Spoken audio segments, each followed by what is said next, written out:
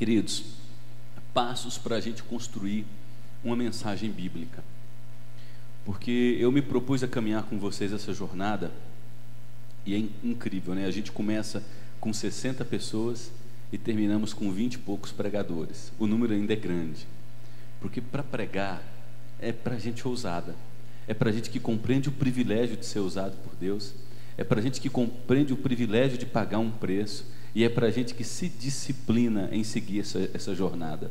A maioria dos cristãos, embora sobre todos nós pese a responsabilidade de pregar o Evangelho, mas a maioria entende que é consumidora da fé, que está aqui para ouvir, e nós temos o privilégio de aprender essas ferramentas para abençoar outras pessoas. E com isso, claro, eu não desconsidero aqueles que optaram e de maneira positiva para estar com o pastor Neilo em outros módulos. Eles estão sendo muito edificados ali. Mas vamos lá, passo para a construção de uma mensagem bíblica. Para você construir, antes de mais nada, uma mensagem bíblica, é fundamental que você consiga compreender o texto bíblico com fidelidade.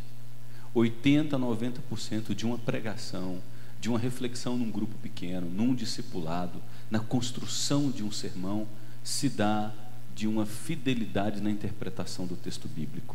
Esses passos que eu ensinei a vocês no semestre passado e que estão em nosso canal do YouTube, numa playlist chamada Ferramentas para Compreender a Bíblia, esses passos vão conduzir vocês para interpretar qualquer gênero literário das Escrituras, desde livros de lei, Gênesis a Deuteronômio, desde livros históricos, desde livros poéticos, salmos, livros de sabedoria, livros proféticos, os evangelhos e livros históricos.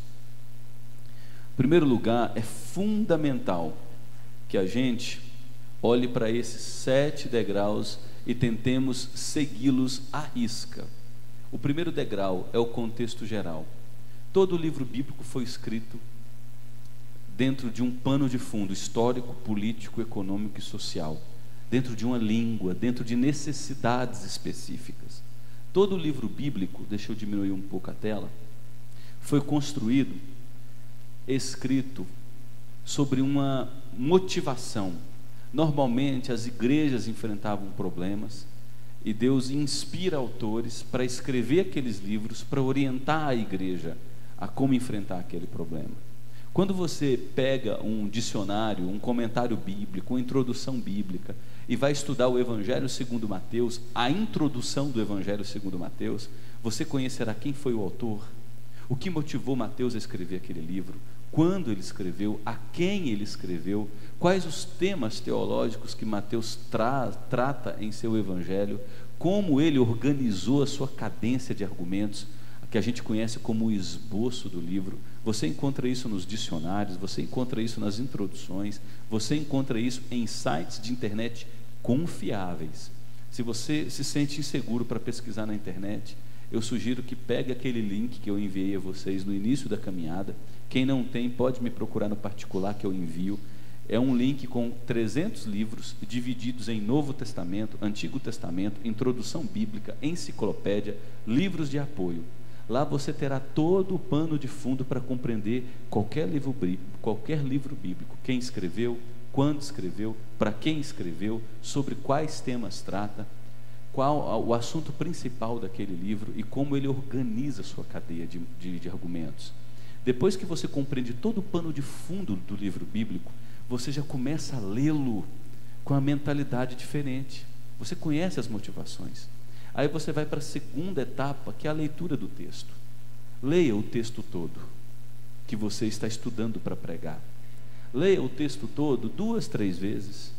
Depois compare esse texto todo com outras versões. Hoje está muito simples, no celular existe um aplicativo da Bíblia Sagrada produzido por uma empresa chamada YouVersion. Tem ele tanto para iPhones quanto para qualquer tipo de sistema operacional, para Android. Você baixa gratuitamente dezenas de traduções bíblicas para o português. Nova Versão Internacional, Nova Tradução na Linguagem de Hoje, Nova Almeida.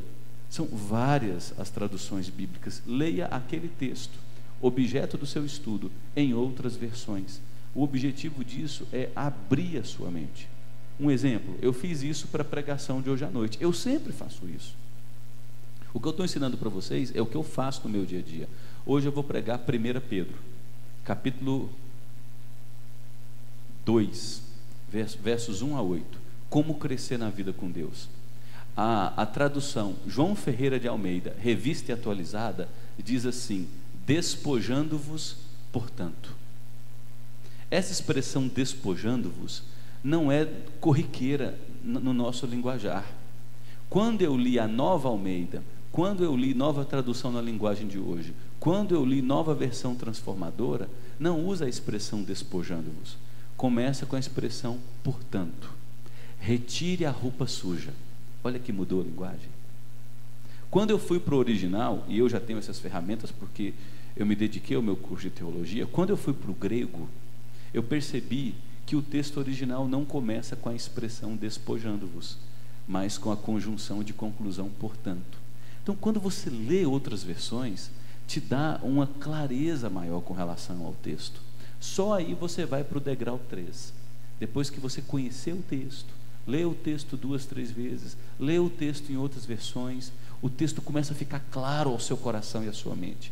Só depois disso eu vou para o degrau 3, é onde eu estudo o texto. Quais são as palavras que se repetem? Palavras repetidas são fundamentais. E aqui eu quero enfatizar mais uma vez: crie um sistema de legenda. Como assim, pastor? Palavras repetidas, marque elas com retângulo. Verbos no passado, marque-os com asterístico. Verbos no futuro, marque-os com uma bolinha. Verbos que são ordem, circule-os. Crie seu próprio sistema de legenda. Conjunções adversativas, sublinhe. De maneira que, quando você bater o olho no texto, você percebe que há elementos que se repetem. Ou são verbos no passado, ou são ordens, ou são palavras que se repetem, ou é uma conjunção adversativa, mas, porém, contudo, no entanto, que mudará completamente a direção do texto. Você bate o olho, você consegue perceber elementos de semelhança. Observe as palavras que se repetem. Elas vão direcionar você para o sentido original do texto. Observe verbos que aconteceram, que estão acontecendo, que acontecerão e que são ordens. No Novo Testamento, isso é uma dica muito importante. Nós temos 27 livros, dos quais 22 livros são cartas. As cartas foram escritas para ajudar as igrejas a solucionar problemas, orientá-las como deveriam agir e serem edificadas sobre a verdade de Jesus, e a mostrar como os discípulos devem viver como cidadãos do reino. De 27 livros do Novo Testamento, 22 que são cartas, são repletos de ordens, de imperativos. A maioria dos verbos que aparecem em 22 livros do Novo Testamento são ordens, orientando e convocando a igreja como ela deve viver sob o reinado de Jesus Cristo. Só essa dica hermenêutica, essa ferramenta de interpretação bíblica, já destranca uma porta na sua mente, para que quando você olhar para essas 22 cartas, você já fique de olho: opa, tem muita ordem aqui. São orientações à igreja já estabelecida em Jesus, como essa igreja deve viver à luz do reinado de Jesus. Preste atenção a essas conjunções, especialmente as adversativas. Mas, porém, contudo, todavia, no entanto, elas mudam a direção do texto. Um exemplo claro, Efésios capítulo 2. Paulo diz: vocês estavam mortos em seus delitos e pecados, nos quais todos nós andamos antigamente. Nós éramos escravizados ao diabo, escravizados aos valores do mundo, e nós éramos escravizados à nossa própria natureza, que era inimiga de Deus. Ponto. O ser humano está lascado. Sem Deus estamos destruídos. Aí no versículo 3, ou no versículo 2 de Efésios, capítulo 2, Paulo insere uma conjunção adversativa. Mas Deus. A realidade anterior era de morte, escravidão e destruição. Mas Deus, sendo rico em misericórdia, e por causa do grande amor com que vos amou, e estando vós mortos em vossos delitos e pecados, vos deu vida. Pela graça sois salvos em Cristo Jesus. Paulo constrói o argumento de destruição, o estado anterior das nossas vidas sem Deus, e ele usa a conjunção mas para mudar toda a direção e nos mostrar o que Deus fez. E depois que ele usa a expressão mas, tudo se torna positivo. Isso acontece em Gênesis 3. Gênesis 1 e 2, Gênesis 1 e 2 nos mostra toda a bela criação de Deus. Gênesis 3 começa com a expressão mas. A serpente, animal sagaz e astuto. Tudo era bom antes, veio o mas. Vai mudar completamente a direção. Fique atento, quando aparecer mas, acenda o farol vermelho, grife, sublinhe, marque, porque essa única palavra, ela te dá condições de interpretar o texto de maneira completamente diferente. Ela abre seus olhos. Depois você vai escrever uma paráfrase do texto. Reescreva o seu texto, usando suas palavras. Você já leu o seu texto várias vezes, leu em outras versões, estudou palavras repetidas, estudou verbos. Leia o texto, leia e escreva o texto agora, usando suas palavras. Se você não quiser reescrever o texto com suas palavras, porque normalmente eu não reescrevo, eu já reescrevo o texto na minha mente. Eu adquiri as ferramentas, elas já estão incorporadas a mim. Ferramenta é assim, se você não usar, ela desaparece. Você precisa começar a usar para ela ser incorporada e virar um estilo de vida. Então, quando eu vou para reescrever o texto, eu só penso, eu estou olhando para o texto e já estou ditando ele na minha mente com as minhas palavras. Aí o que eu faço? Eu pego o texto, copio e colo em outro lugar e divido ele em frases. Eu já fiz isso com você várias vezes. Quando eu divido o texto em frases, eu vejo o esqueleto do texto, argumentos principais, argumentos secundários, e esses argumentos principais, eles serão os pontos da mensagem, os pontos da argumentação. Eu já estou vendo como o autor organizou sua cadência de argumentos. Essa divisão do texto em frases é muito importante. Nessa hora eu respondo as perguntas: quem escreveu o texto, que já está no degrau 1, sobre o que o texto fala. Eu já li o texto várias vezes, estudei o texto, já sei sobre o que o texto fala. Isso já vai me ajudar a escrever o sentido original no degrau 5. Eu já sei onde o texto acontece, qual é o ambiente do texto, e eu sei quais são as soluções apresentadas pelo texto, porque eu estudei o texto várias vezes. Aí eu vou para o degrau 4, é onde eu observo os versículos anteriores, versículos posteriores.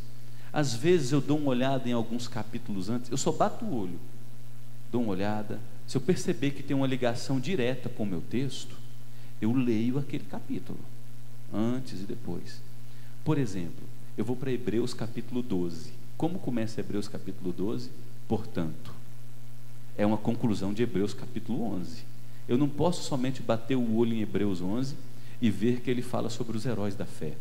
Eu preciso ler Hebreus 11 para assimilar a cadeia de pensamento do autor, porque ele está concluindo o raciocínio em Hebreus 12. Então é importante que nesse momento eu observe os versos anteriores e posteriores, capítulos anteriores e posteriores, 2 capítulos anteriores e posteriores no máximo. São versos e capítulos anteriores e posteriores ao texto que eu estou estudando, gente. É ao texto que eu estou estudando para montar a mensagem. Na maioria das vezes eu só bato o olho, eu não leio. Mas quando eu percebo que há uma ligação direta, aí eu leio. Quer um exemplo? Um outro exemplo? Em Lucas, eu acho que é capítulo 11, os discípulos chegam e eles dizem: olha Jesus, os demônios se nos submetem, nós mandamos eles saírem e eles saem de pessoas. E os discípulos estão muito alegres. E aí Jesus diz para eles: fiquem contentes, não porque os espíritos se submetem a vocês, mas porque o nome de vocês está escrito no reino dos céus. Opa! Então o que aconteceu antes para os discípulos irem em missão de expulsar os demônios? Aí eu volto capítulo 2 e vejo que Jesus chama os discípulos, separa-os em 2 a 2, dá a eles instruções, e eles vão indo por toda a região da Galiléia e Judéia, pregando o evangelho do reino, curando enfermos, expulsando demônios. Eles ficam tão felizes com o sucesso dessa missão, que quando voltam, eles relatam a Jesus, e é dentro desse contexto que Jesus diz a eles: alegrai-vos, não porque os demônios se submetem, mas porque o nome de vocês está escrito na eternidade. Eu usaria esses capítulos anteriores no momento da argumentação, depois da introdução na mensagem, quando eu preciso ambientar meu público, trazê-los para dentro do texto bíblico. Eu explicaria esse contexto do capítulo anterior, para as pessoas entenderem por que Jesus fala isso aos seus discípulos. Depois que você passa pelos versos anteriores, capítulos, e sabe qual é a importância do seu texto dentro do todo daquele livro onde ele está, é que você consegue no degrau 5 escrever o sentido original do texto. Parece que eu noto que a maior dificuldade de grande parte das pessoas que caminham nessa jornada comigo é escrever esse sentido original do texto. Não é você reescrever o texto, é você simplesmente dizer: o texto fala sobre isso, isso, isso. Deixa eu mostrar um exemplo aqui que eu fiz ontem. Todos os dias, de madrugadinha, eu faço minha devocional. Eu já faço minha devocional seguindo aquela estrutura de 7 degraus, e eu já estou construindo a metodologia para escrever. Eu já escrevi toda a primeira carta de Pedro, estou escrevendo já na metade de Efésios, e comecei nas minhas devocionais a escrever o Evangelho segundo João. Está tudo ainda meio rude, né? Só quero mostrar para vocês. Olha aqui, ó, reflexões devocionais em João.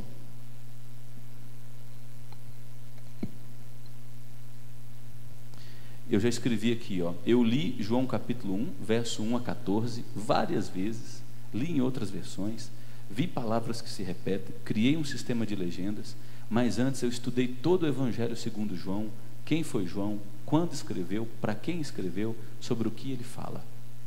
O propósito de João está no capítulo 20. Eu escrevi todos os milagres de Jesus para que vocês creiam que Ele é Deus e para que crendo tenham vida eterna. Então, qual é o tema do capítulo 1, os 14 primeiros versos de João? A natureza da obra salvadora de Jesus. Aí eu escrevi aqui, ó, propósito dos versos. Esse é o sentido original. No início de seu evangelho, João nos apresenta a natureza da obra salvadora de Jesus.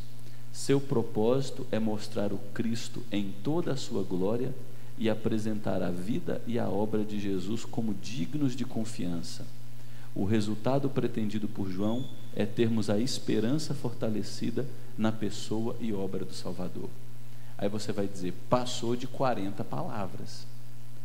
É porque é uma reflexão devocional. Quando eu preparar isso aqui num sermão, eu vou reduzir isso aqui para até 40 palavras. Aí eu já comecei a escrever a argumentação de João.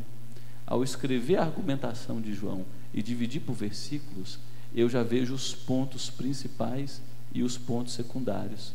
Na minha devocional, eu já escrevi as implicações e a aplicação para a minha vida. Daqui é onde vêm as aplicações do sermão. E faço isso em todos os textos, ó. João capítulo 1, verso 15 a 18. Para eu escrever isso depois, como um trilho para os grupos pequenos, um trilho para os discipulados, um trilho para os cultos domésticos diários, um trilho para as reflexões pessoais, vai ficar muito simples. Vamos lá.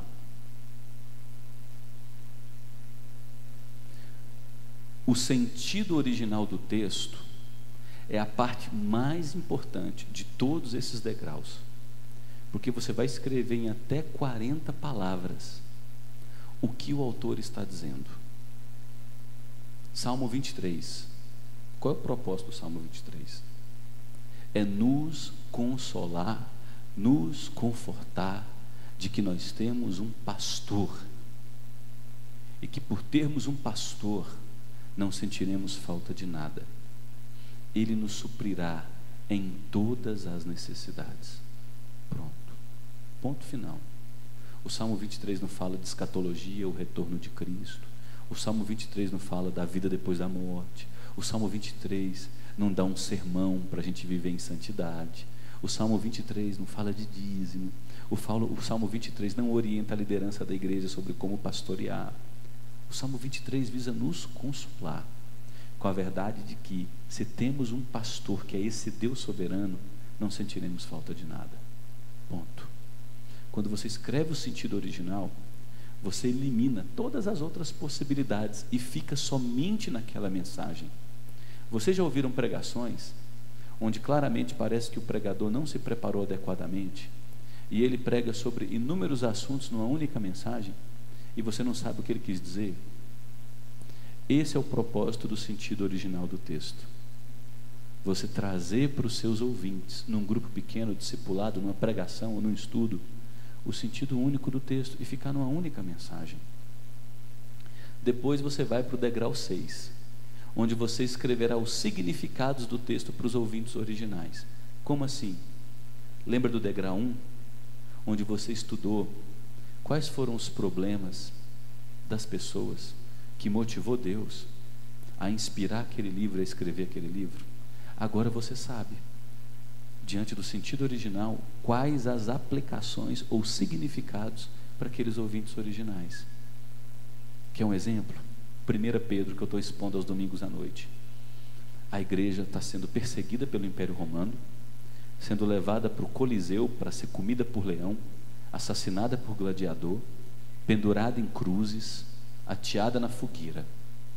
Aí Pedro escreve o capítulo 1 e diz: tende por motivo de toda alegria quando vocês passam por várias provações, porque as provações estão conduzindo vocês para a fornalha, a fim de que vocês saiam de lá purificados. E lembrem-se, a salvação que Cristo conquistou para vocês nunca perderá seu valor, nunca será desfeita, nunca sofrerá corrosão, é eterna. Você sabendo que os ouvintes originais enfrentavam provações severas por conta de sua fé, e conhecendo o sentido original, você vai saber aplicar para eles. Pedro está consolando os crentes que passam por dificuldades, e Pedro consola dizendo que a provação está debaixo do controle de Deus. Pedro consola dizendo que através da provação Deus gerará algo muito melhor em nossas vidas, que através da provação Deus está nos conformando à imagem de Jesus, e que pela provação Deus está nos aperfeiçoando para herdarmos nossa salvação eterna, que nunca perderá seu valor, seu brilho, nunca sofrerá corrosão. Olha que propósito maravilhoso. E só depois disso, de pensar ou escrever as aplicações para os ouvintes originais, é que você conseguirá escrever as aplicações para os nossos dias. Quando você escreve as aplicações para os nossos dias, você já está, sem saber, escrevendo a aplicação do seu sermão. Então o seu sermão, ele está todo construído aqui, obedecendo esses degraus, todo construído. O que você vai fazer agora? Você vai pegar a sua mensagem e usar a criatividade, usar a sua criatividade para colocá-la dentro dessa estrutura. E aqui eu quero trazer algumas dicas. Em primeiro lugar, pregação não é você pegar verso por verso e explicar, embora na pregação exista a explicação do texto. Pregação envolve criatividade. A gente tem que pegar o texto que nós estudamos, o sentido daquele texto, os argumentos principais daquele texto, e vestir tudo isso com uma roupa atraente para apresentar para os nossos ouvintes. Porque os nossos ouvintes nunca ouviram aquele texto, talvez nunca tenham estudado aquele texto. Domingo passado o Murilo expôs a carta de Judas. É bem provável que algumas pessoas na igreja nem saibam que exista um livro na Bíblia chamado Judas. Nós vivemos no meio de uma geração evangélica que não lê Bíblia. A gente precisa olhar para esse fato. Lamentavelmente, aquilo que a gente acusava os católicos nos anos 60, 70, de que iam na igreja só domingo à noite, não tinham compromisso com a palavra, não conheciam a Bíblia, ia na igreja uma vez por mês para tomar a Eucaristia, está acontecendo no nosso meio.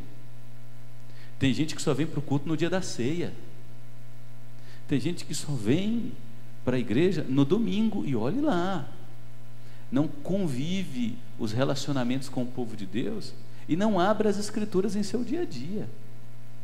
Então, olha só o público a quem nós ministramos hoje, um público que bebe doses cavalares e absorve tudo isso, que são os valores da nossa época.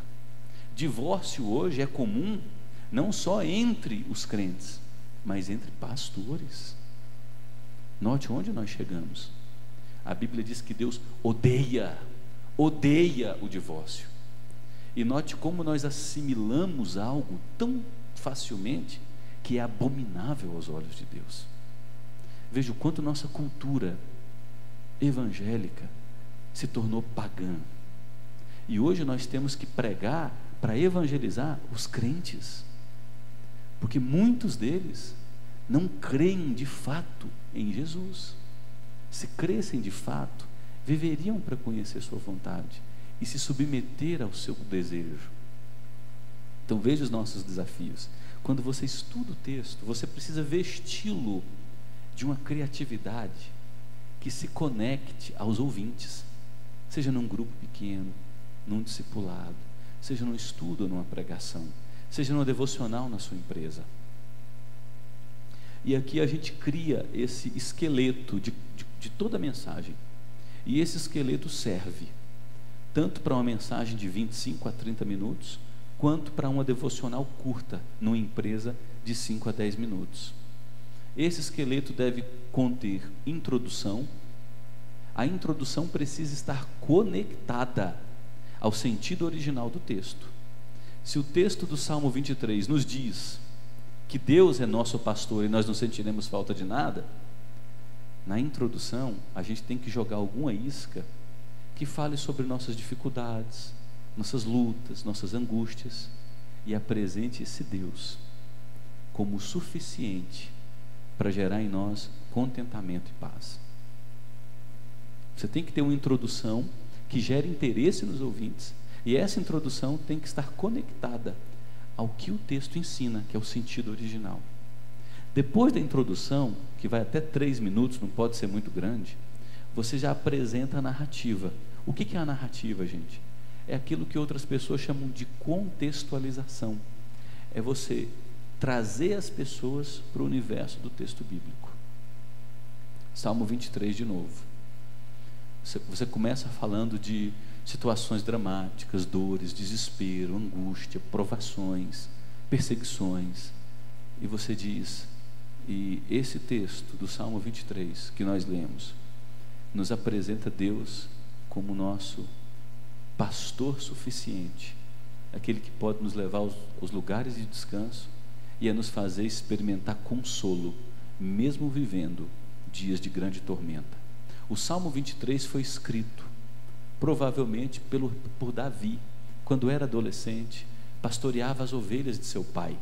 Num dia, na hora do almoço, ele pega a sua marmita, se assenta debaixo de uma árvore para descansar, e ele observa as suas ovelhas perto de um riacho, comendo pasto em abundância. Depois vão lá se hidratar com a aguinha da represa, e Davi observa aquela cena debaixo da copa daquela árvore, experimentando a sombra, e ele reflete: o que eu estou fazendo com essas ovelhas, Deus faz comigo em perfeição. Percebe que você contextualizou? É por isso que nesse momento eu quero refletir com vocês sobre o Deus que é nosso pastor, e por isso nós não sentiremos falta de nada. Aí você começa agora a argumentar. Então você traz uma introdução conectada ao sentido original, você traz o universo do texto para as pessoas, para elas se ambientarem ao universo do texto, você apresenta o tema da mensagem e você começa a explicar o texto. Aqui é onde eu tenho notado uma outra dificuldade, é dividir esse texto em argumentos principais. Você conseguirá dividir esse texto em argumentos principais se você tiver dividido ele em frases, lá no degrau 3, porque é lá onde você enxerga os pontos principais e secundários do autor. Os pontos principais serão os pontos da mensagem. Você terá, alguns dizem, presbiteriano prega em 3 pontos, Batistas pregam em 4 pontos. Não caiam nessa conversinha. Nós pregamos quantos pontos o texto nos oferecer. É o texto bíblico que nos dá os argumentos principais. Você pode pregar em um ponto, se o texto tiver um ponto principal. Você pode pregar em 2, mas ele tem que ter 2 argumentos principais. E é importante que você organize esses argumentos principais em expressões que resumam o texto.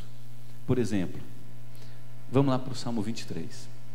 O Senhor é o meu pastor e eu não sentirei falta de nada.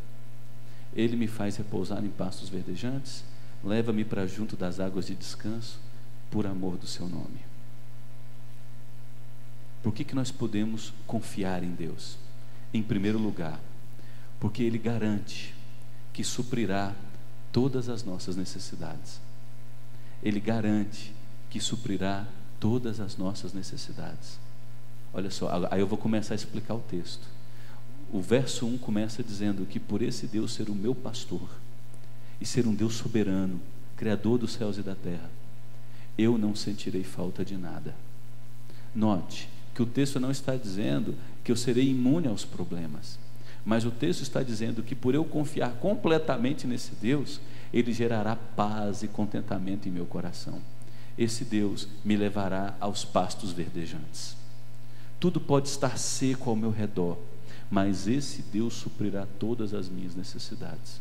As situações podem ser difíceis, pode existir muitos lobos tentando me destruir, muitas situações críticas, lutando para roubar a minha paz, arrancar do meu coração o sossego, mas esse Deus garante que na presença dEle, Ele me suprirá abundantemente de alimento. E eu acho que aí eu posso usar uma ilustração. Filipenses capítulo 4. Paulo diz: eu aprendi a viver contente em toda e qualquer situação. Paulo está nos ensinando que a gente aprende a confiar no nosso pastor de maneira disciplinada, com luta, com prática de vida. E quando a gente aprende a confiar em Deus, olha o que Paulo diz: eu experimentei fome, abundância, fraqueza e poder, exaltação e humilhação. Fui convidado para ser presidente do Rotary, mas no ano seguinte eu estava na miséria, ninguém sequer me telefonava. Eu era líder dos fariseus, no ano seguinte eu estava sendo chicoteado, mas eu aprendi que eu posso viver em qualquer circunstância por causa do meu pastor que me fortalece. Percebe que você anuncia, porque Deus é o meu pastor, eu posso enfrentar qualquer coisa. Você explica o salmo e você ilustra, vai ficando rico, porque Deus é o meu pastor, eu não preciso temer os vales da angústia. Ainda que eu ande pelo vale da sombra da morte, não temerei. É um outro ponto. O texto aqui está dizendo, não é que se eu vou andar, mas quando eu andar. Todos nós enfrentaremos o vale da angústia, e ao passarmos por ele, se Deus é o meu pastor, a minha mente, meu coração, minhas emoções serão mantidas em sanidade, porque esse Deus está presente comigo. Qual a ilustração que você pode usar? Eu já disse isso, eu não sou igual o pastor Neiro, né? O baianinho ali é bom de história, viu? Principalmente João Dourado. Minha mente não funciona assim, minha mente se conecta com a Bíblia. Eu já usaria como ilustração a caminhada do povo 40 anos no deserto, e durante o dia tinha a coluna de nuvem protegendo-os do calor do sol, e à noite uma coluna de fogo. 40 anos, coluna de fogo protegendo-os dos perigos do deserto, do frio do deserto, que às vezes tem 40 graus positivo durante o dia e menos 30 à noite, dependendo da região. Coluna de fogo protegendo do frio, de animais peçonhentos e guiando esse povo pelo caminho que deviam andar. E tem mais, todo dia de manhãzinha tinha pão que caiu do céu com gosto de mel, presença de Deus entre o povo. E quem é Jesus? o anjo já havia anunciado, é o Emanuel, o Deus que habita entre nós. E o Espírito Santo hoje habita em nós. É por isso que Paulo diz que se Deus é por mim, quem será contra mim? Nem angústia, nem perseguição, nem coisas do presente, nem do porvir, nada poderá me separar do amor de Deus, porque o Espírito Santo habita em mim, o Jesus de glória intercede por mim e Deus é por mim. Percebe? Você está expondo o Salmo 23. Então, na argumentação é importante você pegar os pontos principais e vesti-los com frases. Aí você explica aquele texto, tenta ilustrar. Nem todo ponto precisa ilustrar. Se der para ilustrar, ok. Se não der, não precisa. Aí você ilustra e aplica. Expôs o texto todo, vai para a conclusão. Na conclusão você vai relembrar as pessoas dos pontos principais.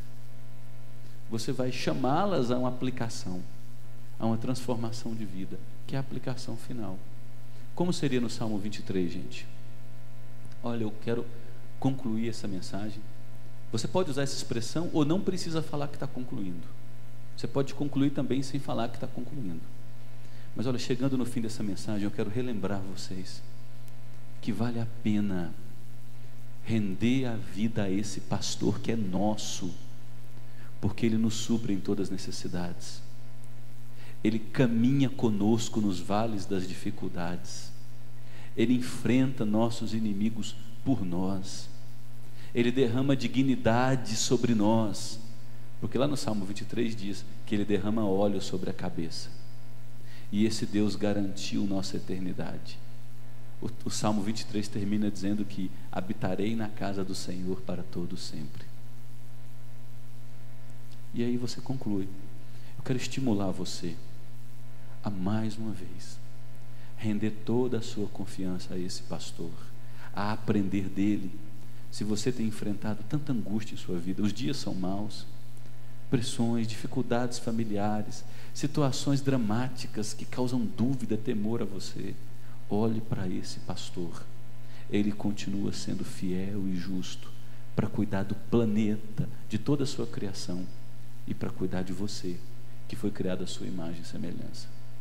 Aí você pode convidar as pessoas a se ajoelharem, ficarem em pé, fazerem uma simples oração com cabeça baixa, virem à frente. Fica à vontade. É assim que constrói a mensagem. Alguma dúvida, gente?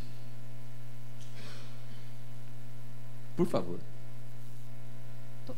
Toda pregação vai seguir essa divisão, independente do ambiente aonde vai ser pregado, porque assim, eu tenho muita dúvida em como aplicar em um ambiente onde nem todos conhecem ou não conhecem nada.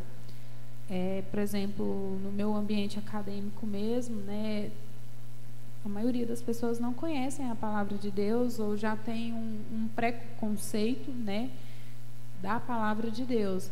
Para me expor e pregar, como que eu colocaria? Porque para um leigo eu dividir isso em pontos, uma introdução, isso soaria um pouco estranho. Como que eu poderia simplificar, não fugindo do objetivo, porém se tornando mais fácil a compreensão de quem não conhece nada?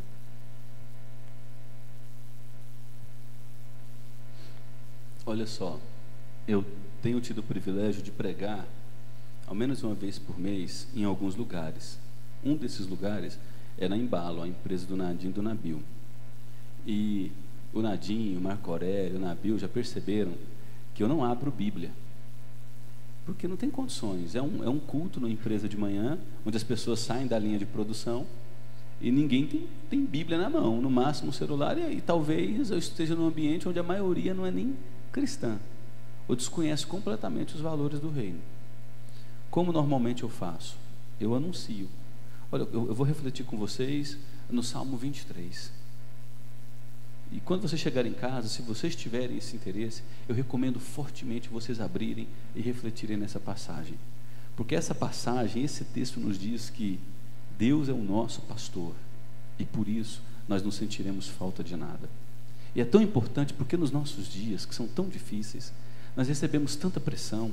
É a possibilidade do desemprego, é a possibilidade da falência, é a possibilidade do divórcio, é a possibilidade de um filho entrar por um caminho difícil, é a possibilidade da gente lutando nessa faculdade aqui, se formar e chegar lá, não ter campo de trabalho para nós. São tantos os nossos temores que nós precisamos de alguém para cuidar das nossas vidas. Nós não conseguimos cuidar de nós precisamos de alguém para cuidar de nós. Nós não temos as respostas para todas as coisas, nós não temos a resposta para a maioria das perguntas que fazemos. E esse texto do Salmo 23, que eu não vou ler para vocês, eu só quero dizer para vocês, ele relata para nós que se nós tivermos Deus como nosso pastor, aquele a quem rendemos nossa vida, não sentiremos falta de nada. E o texto nos diz que nós não sentiremos falta de nada, porque mesmo no meio das dificuldades, Ele nos alimenta em lugares verdejantes. As situações podem estar as mais difíceis do mundo, mas Deus sempre, com sua presença e sua bondade, nos conduzirá a lugares onde tem alimento. Na presença de Deus há delícias perpetuamente. Ele nos conduz a uma relação com Ele, onde Ele gera em nós paz, contentamento e descanso. O texto do Salmo 23 diz que Deus nos leva às águas de descanso. A gente pode estar com a mente toda perturbada e transtornada, mas se esse Deus for o nosso pastor, nós entregaremos a Ele toda a nossa dificuldade e conseguiremos deitar e descansar, porque sabemos que o soberano, o Criador de todas as coisas, é quem tomou nossa causa em suas mãos. E é importante termos esse Deus como nosso pastor. Olha só, já estou indo para o ponto 2, porque o texto diz que quando passamos pelas dificuldades, Ele está conosco. Que verdade maravilhosa, gente. Nós aqui que estamos fazendo psicologia, vamos enfrentar tantos problemas da psique humana, e os seres humanos vão piorar cada vez mais, porque nós estamos nos distanciando cada vez mais de Deus. Vocês podem perceber que as neuroses humanas estão aumentando cada vez mais, os problemas humanos estão aumentando cada vez mais, as salas de psiquiatria, os ambientes de psicologia não estão conseguindo dar conta das demandas. Tantos são os problemas humanos. Mas o Salmo 23 diz que se Deus é o nosso pastor, Ele estará conosco no vale das dificuldades. Que verdade maravilhosa. Saber que ainda que nossos pais nos abandonem, ainda que amigos nos abandonem, ainda que as ferramentas que a gente adquira nesse curso não consiga dar para nós as respostas que a gente precisa, nós temos a certeza de que o Criador dos céus e da terra está conosco nas dificuldades. Tem um registro que talvez vocês não conheçam. Está lá no livro de Êxodo, quando o povo de Deus caminhou por 40 anos num deserto. O texto diz que Deus estava presente o tempo todo, numa nuvem durante o dia e numa coluna de fogo durante a noite. Deus é presente com a gente através de Jesus Cristo. Quando o anjo aparece a Maria, diz que o Jesus que nasceria seria o Deus presente no meio de nós. Nós não estamos sozinhos, não há motivo para desesperar. Sua causa está nas mãos de Deus e Deus está contigo em todo momento. E não só isso, o Salmo 23 diz que esse Deus que é o nosso pastor, ele ministra sobre nós a convicção de seu poder. O texto vai caminhando para o final dizendo que Ele derrama sobre nós um óleo e que Ele prepara uma mesa, uma refeição, um banquete para nós na presença dos inimigos. Isso significa que Deus, a despeito das circunstâncias, Ele não perdeu o poder e Ele ainda nos conduzirá em triunfo. As nossas dificuldades não fogem do controle de Deus. Pelo contrário, nossas dificuldades nos aproximam dEle, e ao nos aproximar dEle, quando Deus muda a nossa vida, muda a nossa sorte, através daquelas dificuldades, nós somos purificados e saímos de lá amadurecidos. E por fim, esse Deus que é o nosso pastor, nos garantiu a eternidade. O Salmo termina dizendo: preparas-me uma mesa, bondade e misericórdia me seguirão todos os dias da minha vida, e habitarei na casa do Senhor para todo sempre. O Salmo 23 termina nos dizendo que Deus nos garantiu a eternidade. A bondade e a misericórdia de Deus são todos os dias derramadas sobre a nossa vida, até o fim. E aí você vai olhar nos olhos dos seus amigos de classe, da turma, daquele cultinho, daquela reflexão bíblica, e vai dizer: sabia que a bondade de Deus se renovou sobre o seu dia hoje, a misericórdia de Deus se renovou sobre o seu dia hoje, e continuará se renovando amanhã, até o fim. e depois do fim, por toda a eternidade. Por isso vale a pena nós, que estamos aqui, aprendendo ferramentas das ciências humanas para ajudar o ser humano, entendamos o quanto antes que não conseguiremos as respostas finais, nem para resolver os nossos problemas. Você vai estar dando um soco no estômago dessa turma, viu? Nossa confiança precisa estar nesse pastor, porque é Ele que garantiu nossa eternidade. Pronto, você falou sem abrir o texto, e gente, e a palavra de Deus vai alcançar os corações que Deus planejou desde a eternidade.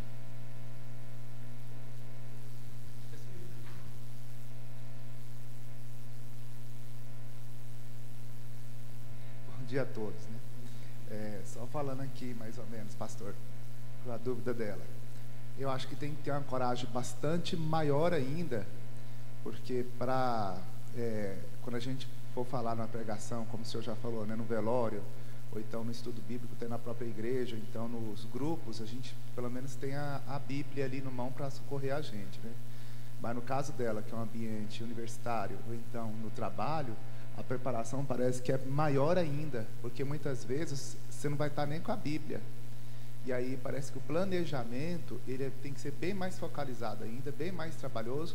Eu acho que o máximo que pode ter no caso dela é só uma folha, um rascunho do que pode falar, uma coisa que tem planejamento antes. Às vezes vai vir ter uma necessidade na hora, mas aí tem que ser muito corajoso, muito estudioso, tem que ter já uma história para fazer essa última etapa que o senhor está falando aí, né? Que é fazer uma leitura sem estar com a Bíblia ali na mão, ali assim, é até perigoso. Uma coisa que eu aprendi com a minha mãe, né? Sempre está a minha mãe no exemplo, né? Que Paulo tem uma parte que fala assim, olha, tudo que eu falar aqui tem que ver o que está nas Escrituras, porque se não tiver, é anátema, né? Tem que ser muito macho. Casimiro, eu vou tomar liberdade para discordar de alguns elementos seus, porque olha só,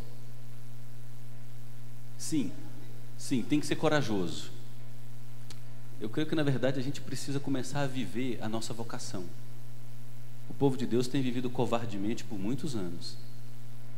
A gente está gostando muito de ser crente aqui dentro, de falar do Evangelho entre nós, e o nosso chamado foi para ser sal e luz nesse mundo.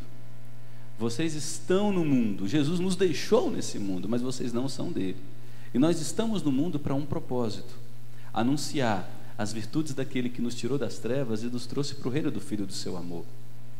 E quando a gente compreende essas coisas e a gente começa a estudar a Bíblia diariamente em nossa devocional, usando ferramentas certas, e essas ferramentas eu estou ensinando a vocês, não é para quando vocês forem montar a pregação, ficar 2, 3 semanas, não. É estudar a Bíblia devocionalmente, diariamente, utilizando-as. Na medida em que você for assimilando essas ferramentas, aplicando-as, e o texto for ficando cada vez mais claro diante de você, você vai ter conteúdo para falar. O que eu tenho certeza é que o Espírito Santo de poder, de amor, de ousadia já habita em nós. O que eu sei também é que aquele que se dispuser a pregar o Evangelho, a dar bom testemunho, a viver o Evangelho em sua vida, será perseguido. Nós temos que ter a coragem, eu creio que não é nem para pregar o Evangelho, mas é para entender que aqueles que se identificam com Jesus não receberão uma coroa de louros nessa vida. O nosso Senhor recebeu uma coroa de espinhos, e a gente quer receber aprovação, credibilidade, aplauso, luzes da ribalta. Isso não vai acontecer. Um ou outro tem, mas quem pregar com fidelidade vai sofrer perseguição, vai sofrer discriminação do trabalho, vai sofrer pressão dentro da própria família. Jesus disse que os inimigos do homem seriam de sua própria casa. Eu ouço relato de homens que falam para mim: pastor, é uma dificuldade, se eu chamo minha mulher em casa para orar comigo, parece que uma mulher vira uma fera. Se eu chamo para ler a Bíblia, vamos fazer o nosso culto, parece que eu tenho uma inimiga dentro de casa. É complicado, os nossos dias são complicados, mas Jesus já havia predito que seriam assim. Então nós precisamos ter, usando a palavra coragem, a coragem para assumir nossa identidade em Cristo e a relembrar um pouco da geração anterior, nossos pais, os avós, os crentes de verdade. Eles eram conhecidos como o povo da palavra. Vocês já ouviram essa expressão?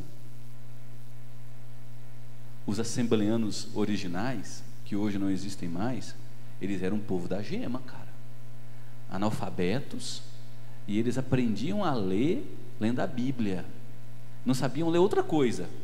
A história brasileira está repleta desses registros, mas liam a Bíblia e pregavam a Bíblia com coragem, porque criam que é a palavra de Deus.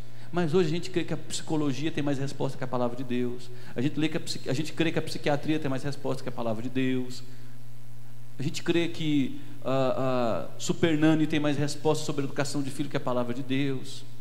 E aí a gente experimenta essa decadência espiritual, moral, na vida dos crentes. Então a gente tem que ter essa coragem para assumir nossa identidade e pagar o preço. Agora, todos os encontros que nós tivermos, padeiro, leiteiro, nem existe mais isso, né?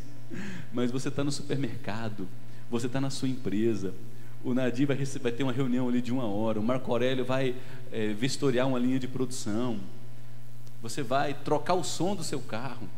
Toda conversa que a gente tiver com outras pessoas, elas vão gerar links para assuntos espirituais, porque o ser humano, ele tem 2 sementes plantadas no coração através da criação: a semente da religião, ele tem um desejo de se conectar com Deus, e um senso de que existe uma divindade.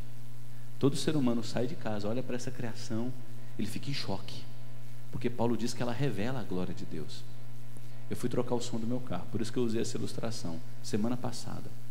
Aí eu vim aqui no Juninho, e onde eu chego eu não falo que eu sou pastor, de jeito nenhum. Quero que as pessoas me conheçam, quero conversar com elas. Quando elas perguntam o que você faz, aí eu fico em crise. Eu digo que eu sou pastor, eu digo que eu sou autônomo, porque eu não quero gerar pressupostos, né? Mas eu fui lá, enquanto o pessoal estava trocando o som, umas 2 horas, sentou o vendedor perto de mim e foi conversar sobre a vida dele, tal.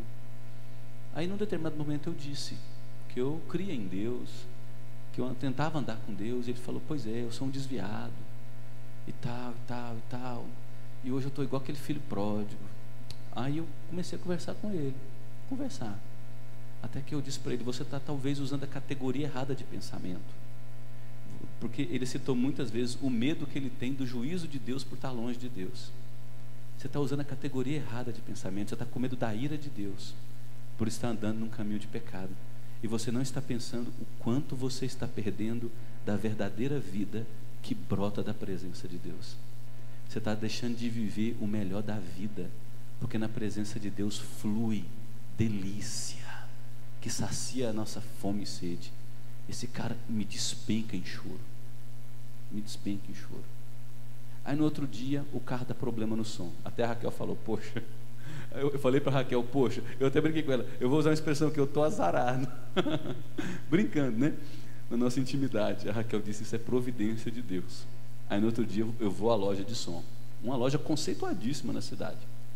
Quando eu chego lá, é o dono da loja que senta diante de mim. Começamos a conversar, tal. E eu aproveito um link, que todo assunto gera link para a espiritualidade, gente. O ser humano, ele tem a semente da religião e de Deus plantada no coração. Todo assunto conecta o ser humano com Deus. Aí eu usei uma fala dele, conectei isso, e ele começou a falar que ele é católico, que o sonho dele era frequentar uma igreja que estuda a Bíblia, e eu comecei a falar para ele algumas coisas sobre a Bíblia. Resumo da história: ficamos 1 hora, ele me perguntando depois tudo, uma pergunta atrás da outra sobre as Escrituras. Eu não estava com a Bíblia em papel, eu não estava com a Bíblia nas mãos, eu não abria a Bíblia para falar. Mas a gente precisa, assim, diariamente deixar a mente de Cristo começar a ser formada em nós, porque a boca fala do que o coração está cheio. A pergunta que a gente tem que responder é: meu coração está cheio de quê?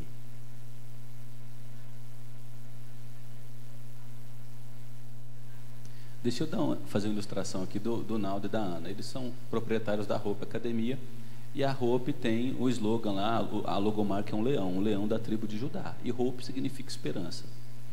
E eu perguntei para ela todos os valores ministeriais da academia, e ela disse: não, essa empresa é para a glória de Deus, é para ajudar o ser humano, conectar o ser humano com Deus.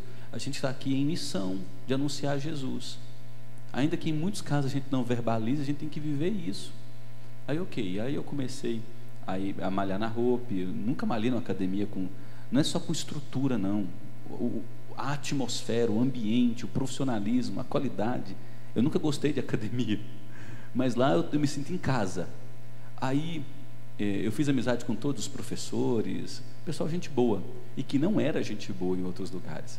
Eu soube que alguns professores trabalharam em outras academias na cidade, e eu já tinha conhecido eles lá, porque eu sou cliente de academia, saindo. Aí eu entrei na academia. Por que eu saía? Porque os professores não davam moral para a gente, não atendiam a gente com qualidade. E um dos professores da academia, assim, um atendimento VIP. Eu cheguei nele e falei: fulano, preciso te fazer uma pergunta. Por que no outro lugar vocês não davam atenção para os alunos? Por que vocês atendiam a gente com desleixo? Ele virou para mim e falou assim: Renato, é porque eu não queria estar lá. E por que aqui vocês são desse jeito? Ele falou: por causa do Naldo e da Ana. Nós vemos como eles tratam as pessoas, e a gente quer tratar as pessoas iguais a eles. Eles nos motivam a ser melhor. E outra coisa que ele disse, esse professor: o Naldo para mim é um pai. Aí ele corrigiu: é complicado falar isso, porque eu sou quase da idade dele e tudo, mas o Naldo para mim é aquele irmão mais velho que me inspira. Percebe? Você não tem versículo bíblico na academia, porque o ambiente é diferente, a proposta é diferente, mas você tem os valores do reino com esforço para serem vividos ali. Acho que a gente precisa assumir nossa identidade e permitir que os milagres de Deus aconteçam por conta de nós, através de nós, e acima de tudo, apesar de nós. Aí você diz: tem que ser muito estudioso. Deixa eu aproveitar essa fala do Casimiro: tem que ser muito estudioso. Não, gente, você precisa ter uma devocional diária, onde você consiga olhar o texto bíblico, tirou o sentido. O Salmo 23 fala que Deus é nosso pastor. E se você, Casimiro, organizar o tema em argumentos principais, o que os argumentos fazem? Eles resumem os blocos de ensino do texto. O que é mais fácil? Você decorar 10 versículos ou decorar 3 pontos? Ou assimilar 3 pontos?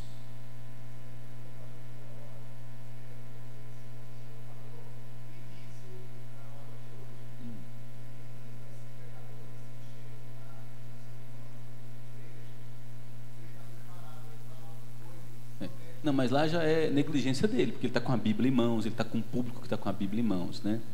Eu entendo assim, no dia a dia que eu não estou com Bíblia, se eu fiz a minha devocional e eu consegui ver que o texto tem 3 argumentos, eu só assimilo aqueles 3 argumentos.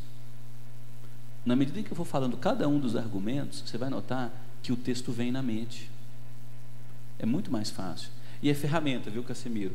Se você colocar em prática, dia a dia, o exercício dessas ferramentas, naturalmente você vai assimilá-las. Aninha, por favor, querida. Agora, Aninha, note que você está fazendo diferença na vida de pessoas estudando um texto. E bêbada, né?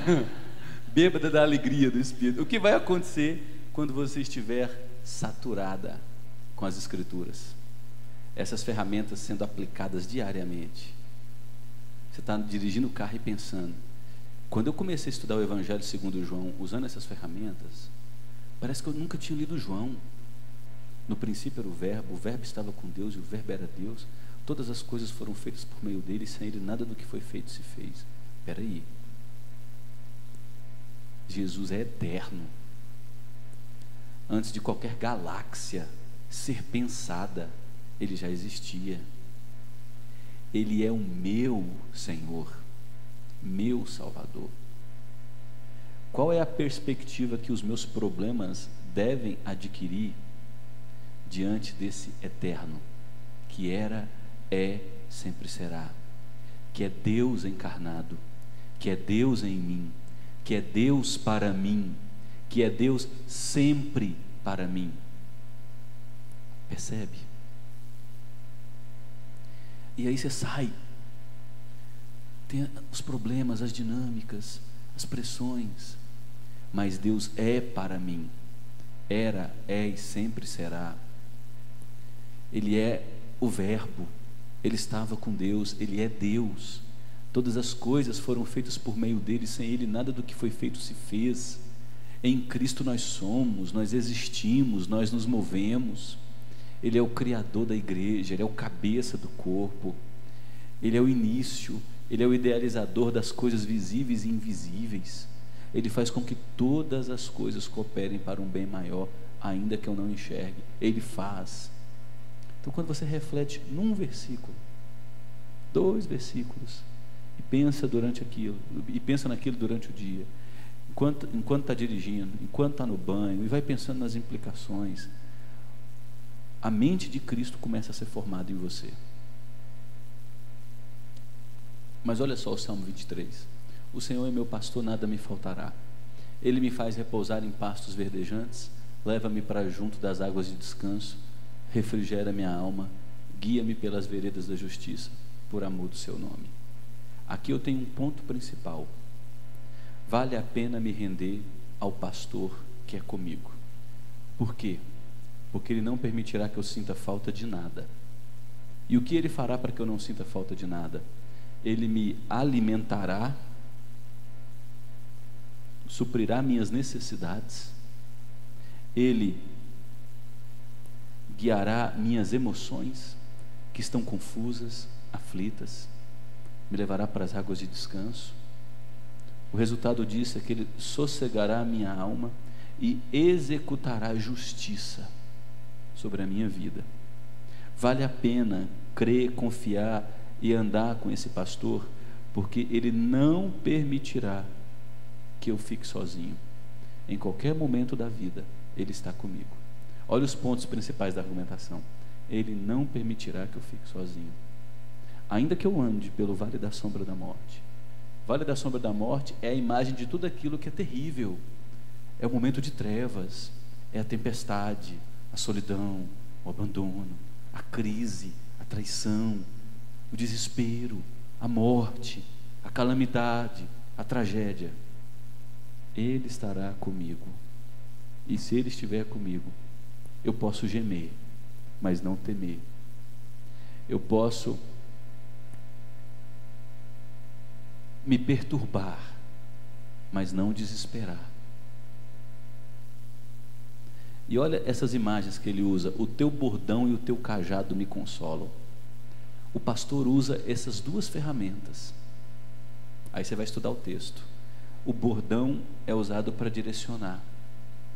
O cajado é usado para proteger e disciplinar. Ovelha é bicho besta. Acho que por isso que a Bíblia chama a gente de ovelha. Ovelha é bicho besta, enxerga mal, enxerga pouco, e tem uma tendência muito fácil para se perder. O pastor usa o cajado para proteger as ovelhas de lobo, ele defende elas. Quando elas se perdem, ele vai lá e traz a ovelha. Quando ela se perde a 2ª vez, lá para a 3ª vez, sabe o que ele faz? Ele pega o cajado e quebra a pata da ovelha.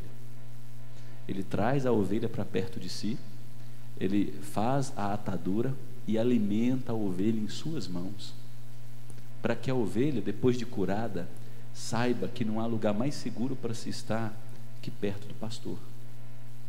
Então note que o vale da sombra da morte é a provação, mas o cajado, que é um instrumento de disciplina, está sendo usado por Deus para consolar, cuidar e proteger a ovelha. Olha a perspectiva que o Salmo nos dá a respeito da provação. Contribui para um bem maior. Vale a pena crer, confiar e andar com Deus, porque Ele cuida das nossas vidas quando experimentamos os inimigos. A vida é cheia de inimigos, gente, cheia de adversidades, cheia de problema. Preparas-me uma mesa na presença dos meus adversários, unges minha cabeça com óleo, o meu cálice transborda. É Deus presente conosco, combatendo os nossos combates, sustentando-nos, ungindo-nos com o seu Espírito, fortalecendo-nos. Aí você vai explicar o texto.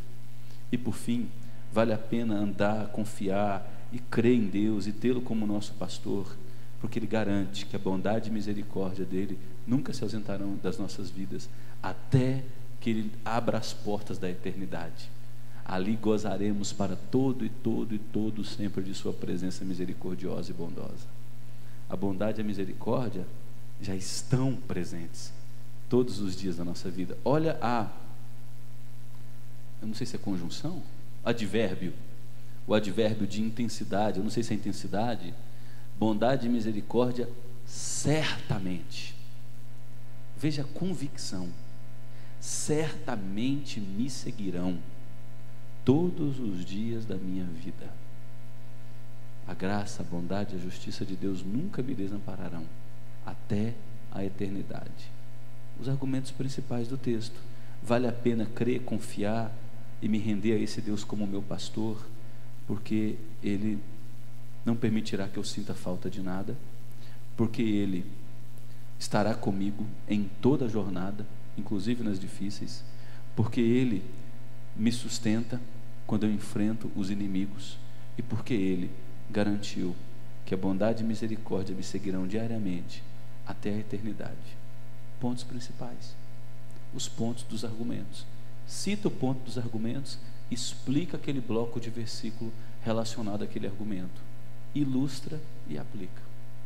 Conclui, convocando as pessoas a renovarem sua confiança nesse Deus, consolando os que sofrem com essas verdades. Pronto. Amém, irmãos?